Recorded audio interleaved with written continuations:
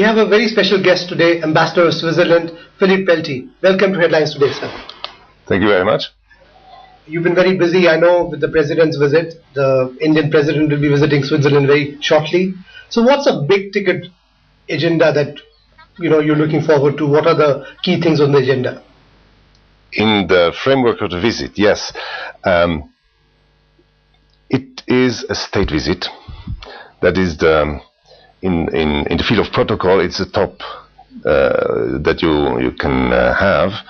So it is our president, Mrs. Calmier, who has invited her counterpart, President Patil, to come to Switzerland for an official state visit. That's what is taking place officially on 3rd and 4th of October. And these state visits normally are not focused on specific questions. They are focused on the wide range of topics which are part of the relationship as such.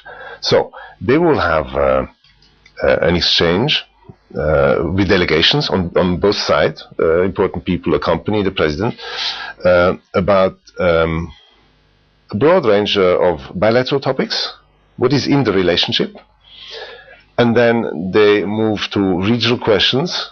We may be able to give a picture of where we stand in Europe. The Indian guests will be able to say something about regional challenges for India here in this region. And finally, they will also talk about global topics. Switzerland has been wanting transparency in the banking system, and you have set the way in some ways by sharing data with the US. Yes. If the Indian government wants the data, will you share it with India? So what will be discussed in the state visit is not these topics, but rather the framework within which we will be able in the future to have more regular exchanges. So it's about a dialogue, not about specific problems or so.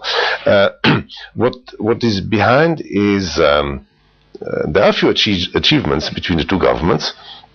I will remind you that the two governments represented last year by the Finance Minister, Mr. Mukherjee, and the Swiss Foreign Minister, then Mrs. Calmier, signed the revised double taxation avoidance agreement.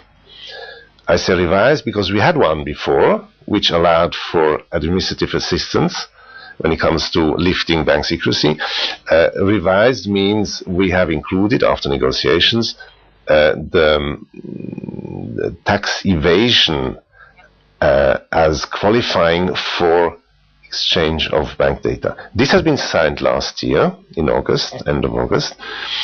It has been approved by both parliaments, on your side, on our side, and we have one specific thing in Switzerland: important federal acts, legislation, or important international treaties need to be put to the people.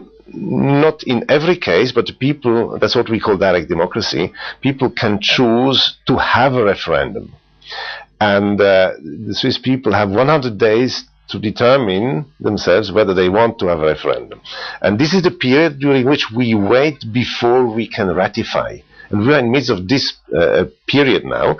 This period of 100 days expires on 6th of October. Technically, by 6th of October, we know whether we will have a referendum, a nationwide referendum on that treaty.